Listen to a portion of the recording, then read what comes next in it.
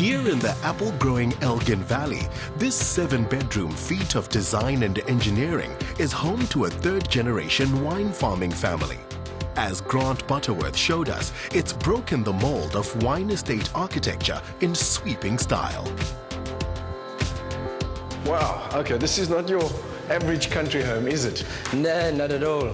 Tell me about the staircase. Well, the idea behind it was blending in with that whole nature theme. It reflects the waterfall coming down, all the glass brought in from Spain, so it gives in a blue tinge instead of that green you normally get. The blue LEDs coming down, again water. Yeah, it's just a stairwell to heaven.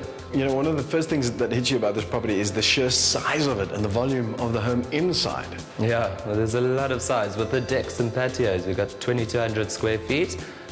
Interior, 1,700. So a lot of space, but still feels like a home.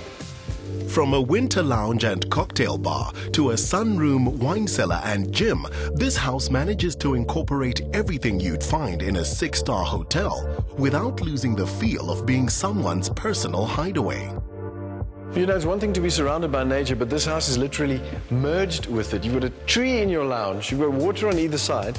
Tis indeed, Nico. We're basically on an island out here. We've got the Palmiet River this side, Applethwaite Lake that side, so we get to enjoy the best of both of them. I would imagine there were a host of challenges putting this house together. Indeed, there were a few. The spaces are a lot bigger than your normal home, so furniture was all custom made and brought in to fill the spaces and make it what it is now.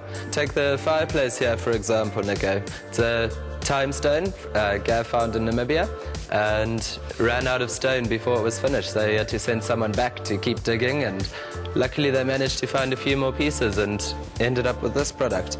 And now it's one of the most spectacular fireplaces I've ever seen. I'm sure it's not just the two of you living here, though.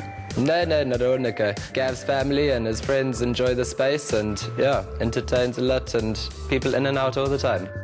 Looking down from a suspended 12-meter bridge onto a custom-designed 16-seater dining room table, you're filled with pride to know the craftsmen, architecture and design companies who made this happen are all proudly South African.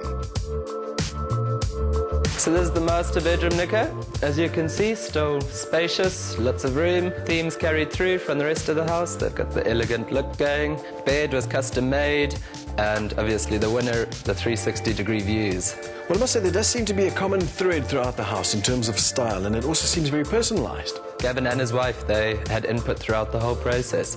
They chose a lot of the pieces, interacted a lot with the designer, and yeah, they wanted it their home. So even the children's bedrooms, they got to choose the colors and pictures in their rooms and what they wanted. Yeah, so each room's very personal, reflects the family, as it should, family home.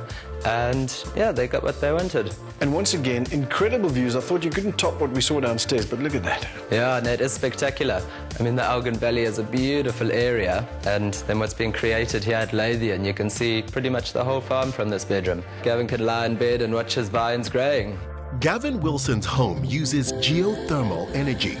Lake water cools the 35-degree air in summer, and in winter, when the air is colder than the lake, the water warms the air. Now that's worth a toast. Ah, Gavin, thank you. This day just became perfect. Pleasure. Grant's just been taking me on a tour through your home, your beautiful dream home, which I must say is my dream home as well. But apparently when you got here, there was nothing here. Now, when we first arrived, this was a kind of a fairly barren landscape of sand, effectively. Since then, we've been putting in indigenous trees all over the estate. We probably put over 1,000 trees in. And you'll see that there's quite a lot of walls, and as children brought up in the island of Jersey, in the Channel Islands, and you'll see when you go there, there's lots of granite walls all over the place. And so you'll see that there's quite a lot of granite walls around the place. It kind of makes you feel at home. What did you have in mind when you conceptualized this house? I wanted to build a house on the location that was worthy of the location, because what I didn't want to do is have somebody turn up afterwards and say, come on, Gavin, I mean, the location's spectacular, but this little house you built is nothing, you know, nothing too clever.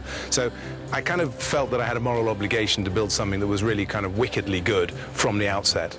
Well, one of the elements prevalent throughout the home is, of course, your art collection. We've tracked down little bits of art as we go along. I mean, it's difficult to find things you particularly like, but we found different bits in different parts of the world and sort of managed to obtain those ones which were more sort of harder to obtain by dubious means, such as introducing the artist to various different gallery owners that I knew, and thereby getting to the top of the queue that way. I finally managed to get a Lionel Schmidt picture this week after years of trying, so I am now the proud owner of one Lionel Schmidt. Well, this might be a difficult question to answer, but which is your favorite space in the home? It'd have to be the summer lounge. It has beautiful views over the lake and the river, and it has fabulous light in the morning and the evening. And then, of course, there's that lovely natural theme throughout the house. Is that a reflection of your passion? Absolutely. The original brief was nestling amongst the reeds. That was the kind of the catchphrase for the whole development. 2 or 3 years later, as the palm-meat grass has grown in and the house has effectively grown into the property, you'll see that we've planted a lot of plants and trees to effectively hide the building. So the end result is that some of the outbuildings now almost don't exist to the eye, but inside there you've got sitting rooms and bathrooms, etc. And so we've I think finally met the brief of nestling amongst the reeds.